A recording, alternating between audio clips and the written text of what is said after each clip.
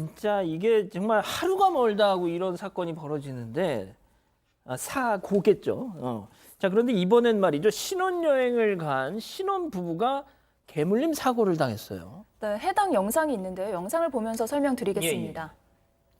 자, 보여주시죠.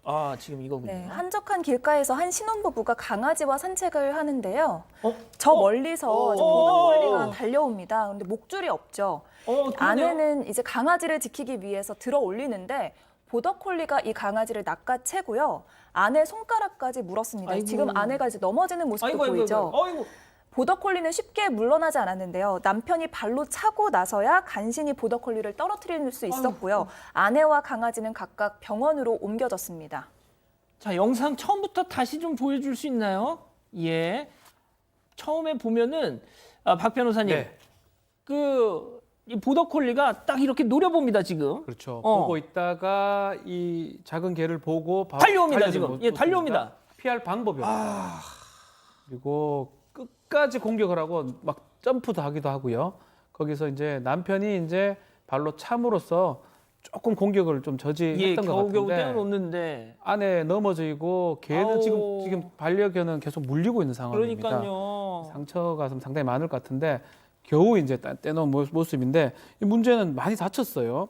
아내 같은 경우도 지금 물려가지고 상처 3주 이상의 진단을 받았고요. 아유. 남편도 저 과정에서 넘어지면서 허리를 좀 다쳤다고 합니다. 아이고. 특히 이제 6개월짜리 반려견 여기가 지금 문제예요. 6개월짜리요? 네, 그럼 완전 애기잖아요. 애기죠. 크게 다쳤어요. 지금 보면 제가 아까 나왔었는데 배를 물고 안 놔줬던 것 세상에. 같아요. 아이고. 그래서 배에 이제 구멍이 난 그런 상황이고 그래서 이제 문제가 이제 아내 같은 경우는 지금 상처도 상처지만 약간 트라우마 같은 게 있는 그렇죠. 것 같습니다. 그래서 정형외과 치료도 받지만 동물병원도 가지만 아내 같은 경우는 정신과 치료를 좀 받아야 되는 그런 상황이라고 하고 일상생활이 지금 힘들다라고 호소하고 있는 그런 상황입니다.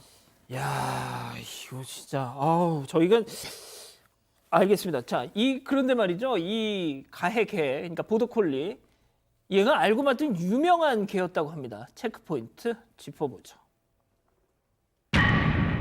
똑똑한 애도 물어요입니다. 자, 이게 어떻게 된 상황인 건지 이 피해자분의 얘기 직접 한번 들어보시죠. 네, 강아지가 딱 멈춰 있어서 가자 이렇게 하고 있는데 네. 그 사이에 이제 와서 그냥 확 달려온 거죠. 예, 한 아예 어느- 그냥 죽은 줄 알았어요. 다 찢겨 나간 줄 알았는데 네. 다행히도 와이프도 많이 보호하고 저도 막 걷어차고 해가지고 이제 얼마 안 다친 거죠. 이 저쪽 강아지 있잖아요. 네. 뮤직비디오 촬영하고 그랬던 개예요. 되게 유명한 개예요. 근데 그렇게 유명한 개고 우리 개는 안 물어요 하는 개가 이런 네. 사태가 일어난 거잖아요. 교수님, 저게 무슨 뮤직비디오에 나왔던 저는 보지는 못했는데 지금 알려진 바에 의하면 이 개가 뮤직비디오 또는 TV에 출연한 그 연예계에서는 꽤 유명한 개로 알려져 있습니다. 그리고 이제 이 개 종이 보더콜리라고 하는 종인데 이게 이제 상당히 똑똑하고 자제심이 상당히 이제 뛰어난 그런 개로 알려져 있습니다. 그런데 문제는 이 초보 견주들 같은 경우는 이렇게 이 문제가 있다는 걸 잘 인식을 못하고 이제 방치하는 그런 경우가 많은데요. 특히 이제 운동을 이렇게 주기적으로 시켜준다든가 하지 않으면 이 스트레스가 쌓이는 그 과정에서 한번 폭발하면 진짜 사고를 치는 그런 견종으로 알려져 있단 말이죠. 그래서 이제 결과적으로는 이걸 키우다가 도저히 안 되겠다라고 해서 이제 파양률도 상당히 높은 그런 개인데 아마 이제 결과적으로는 견주하고의 공감이라든가 이런 것이 부족해서 그런 스트레스가 엉뚱한 곳에 불똥이 튄 그런 대표적인 사례라고 볼 수 있겠습니다. 예, 보통 양치기개라고도 불리잖아요. 그래서 경비견으로도 많이 이렇게 운용이 된다고 하는데, 근데 지금 중요한 거 어디서 갑자기 튀어나온 거예요? 인근에 있는 어떤 보통 분이 키우던 개라고 합니다. 그런데 이 보더콜리를 키우던 사람이 지붕이 망가져서 지붕을 수리하려고 잠깐 자리를 비웠던 사이에 나갔다 온 모양이에요. 굉장히 똑똑한 개는 맞는 거죠. 그래서 처음에는 우리 개 아니에요라고 생각을 했다가 CCTV를 보고 나서야 이 공격한 걸 인정했다고 하는데요. 그 사이에 제가 말씀하시는 사이에 사실 이 포털 백과사전을 찾아봤더니 이 보더콜리가 일하는 걸 너무 좋아해서 할 일이 없으면 무료함을 느끼고 다른 작은 동물을 물려하는 경향이 있다. 어머, 다른 어머. 개들도 물려하는 경향이 있다라는 거. 세상에. 그 똑똑하고 유명한 개인데 원래 그런 개인 거예요, 사실. 이 그냥 보더콜리가. 얘는 그냥 본능에 충실했던 거 아니에요? 본능인 거예요, 이게. 예. 아, 근데 이제 견주가 방금 양 변호사님 말씀하셨지만 처음에 그랬다는 소식을 딱 전해 듣고 우리 개 그런 애 아니에요. 막 이랬다는 거 보면 평소에는 그러진 않았었던 모양입니다. 뭐. 5년 동안 문 적이 없다라고 하는 거죠. 그런데 이제 뭐 문다고 해가지고 매년 뭡니까?